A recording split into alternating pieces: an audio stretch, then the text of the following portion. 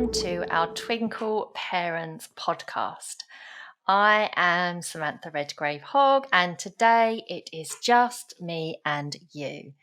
I'm so excited to be talking to you today. I think whatever your situation at home, sometimes it's just really nice to save a bit of time, let someone else do a bit of work for you, talk about family related subjects while you're getting on with other bits and pieces, whether it's the commute or I like to put on a podcast when I've got those really mundane jobs to do at home. So today I thought I would talk to you about kids' brains. So if you are anything like me, I don't have a clue what is going on inside my children's heads a lot of the time. So maybe we could talk about that today. And even though this is a parenting podcast, in no way am I an expert or an authority. This is very much one parent to another talking about the tips I've picked up along the way. So I've got a 9-year-old and a 7-year-old. I'm also a kids meditation and yoga teacher, and I used to be a therapist. Sometimes it's just nice to pick up a couple of tips and shoehorn them into your week to make it a bit easier. It's never about parenting perfectly. I think there is so much pressure on parents these days.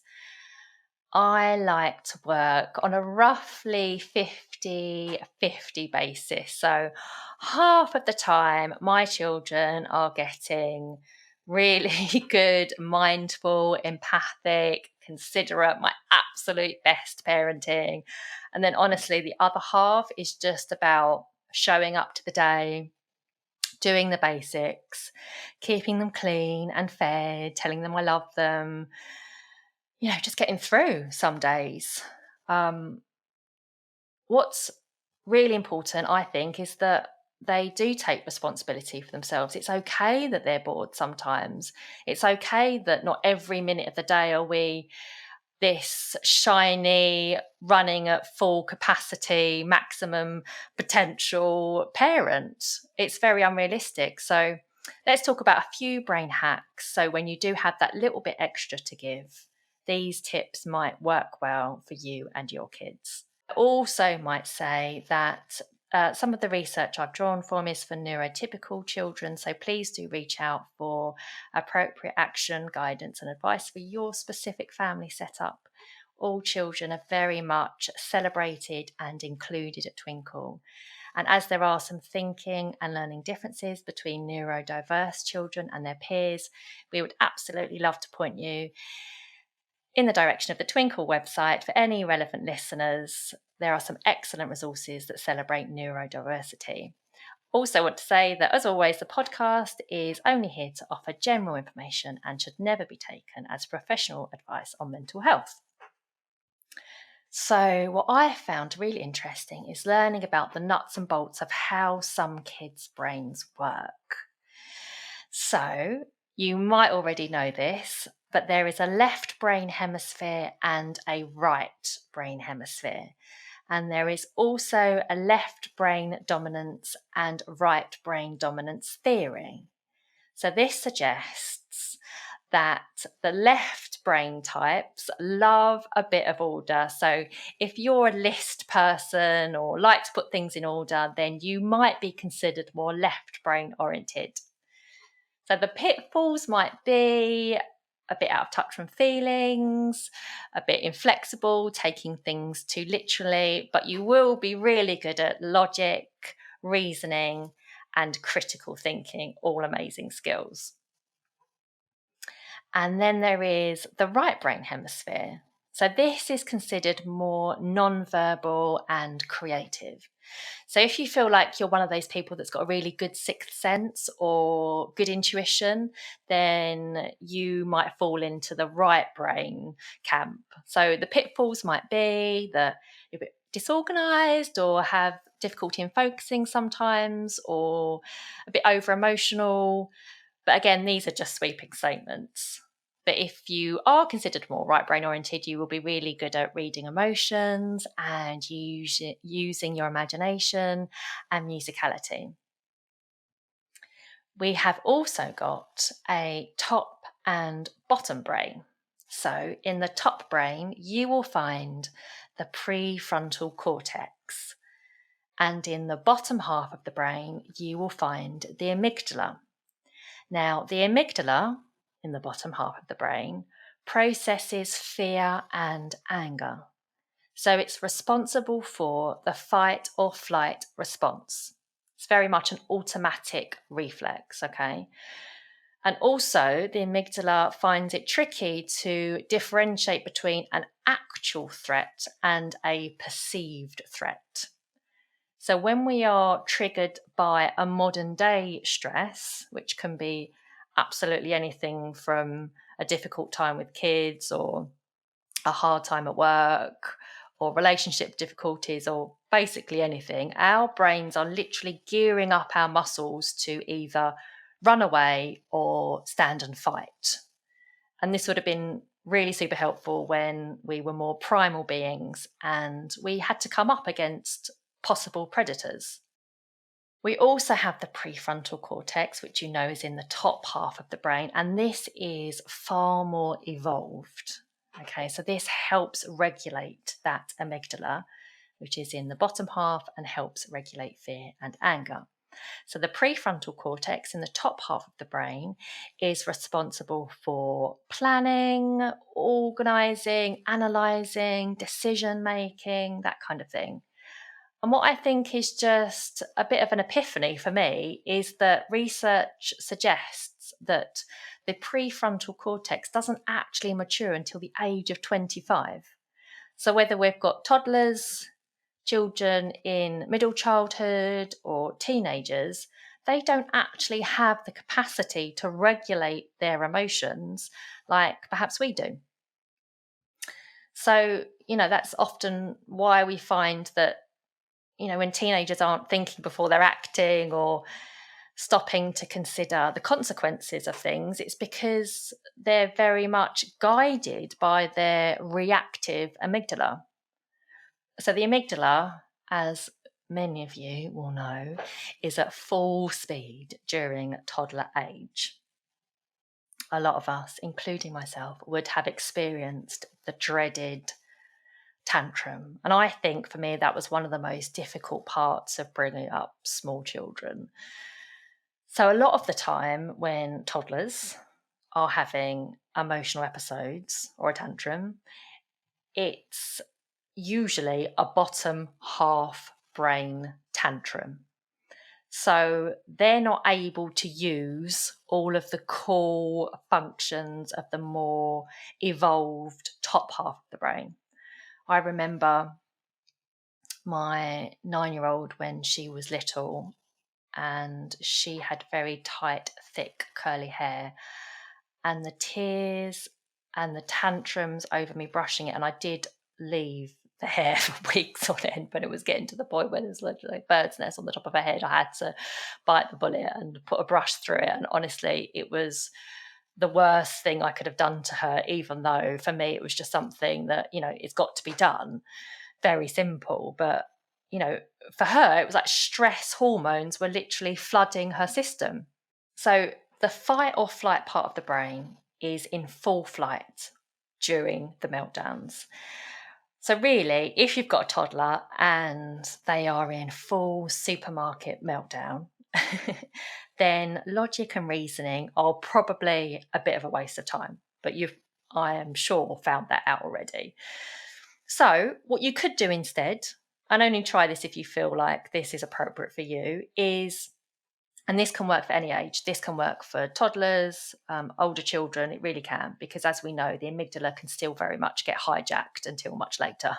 So letting them experience and acknowledge their emotions. Sometimes we just want to sort of jump in and fix it, or, tell them not to feel a certain way, because, often it can be quite stressful to deal with other people's feelings. But allowing them to work through their whole stress story, despite, if it is mortifying to be in a public situation, all you can really do is just relay back to them how they are feeling. So it sounds like you are cross, You're really mad, aren't you? Or you look like you're getting really annoyed. And if you can do a nurturing tone of voice and have empathy and non-judgment, it would even make it better, because children can't at that moment process any logic. So all they need is to just experience fully how they are feeling.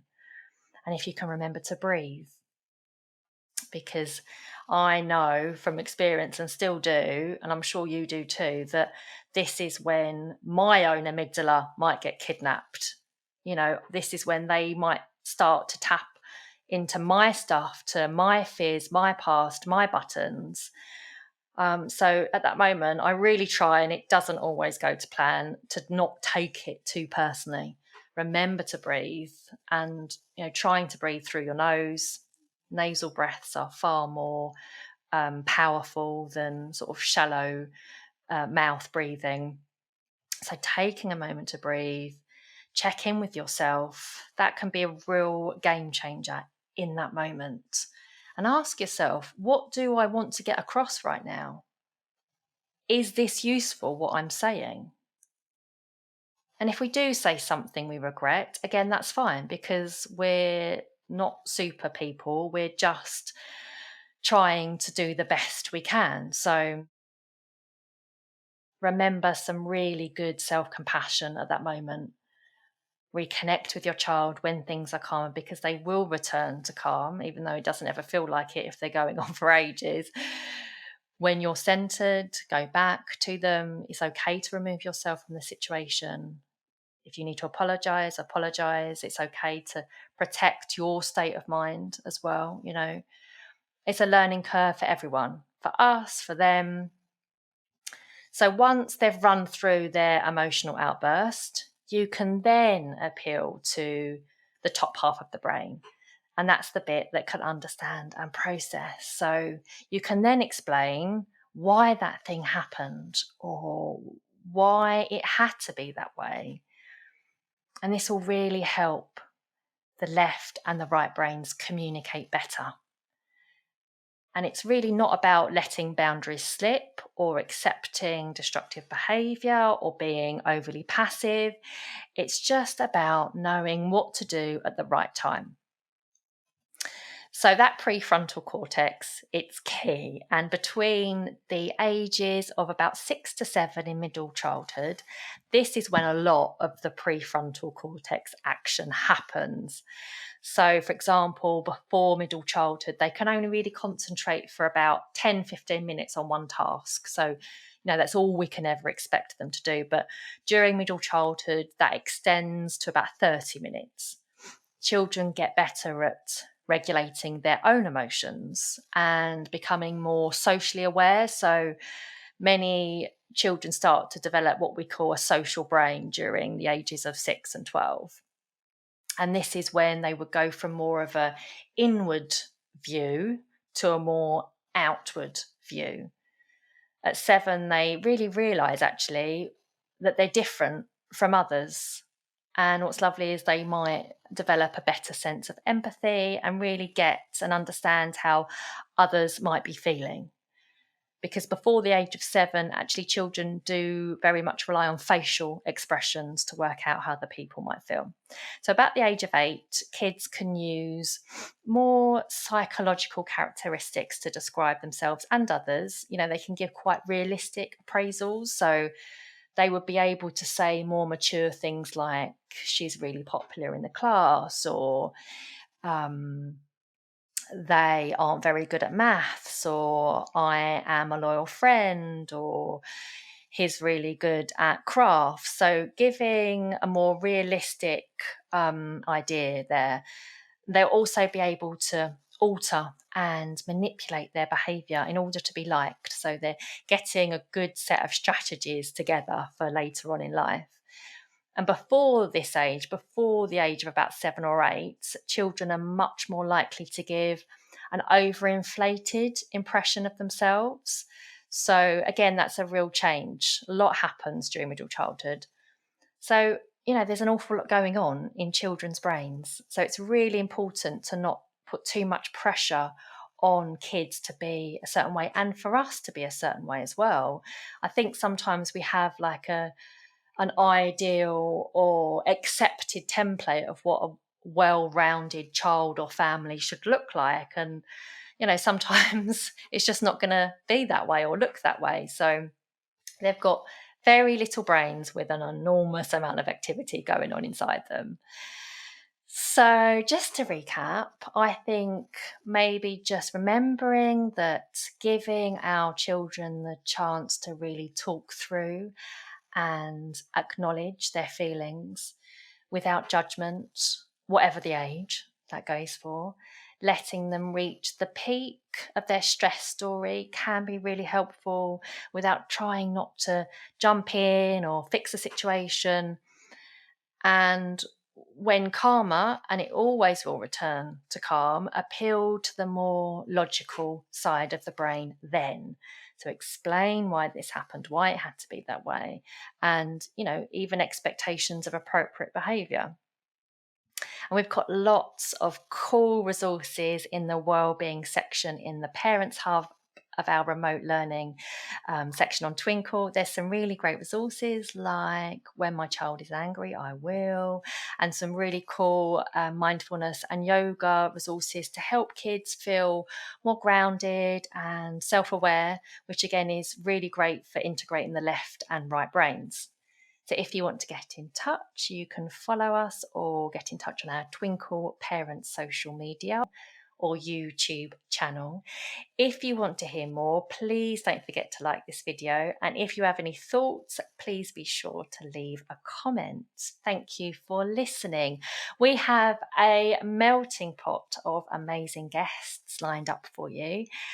A few heart-to-hearts with them and some more chats from just me. If you would like to leave a positive review on any of these, we would appreciate that enormously.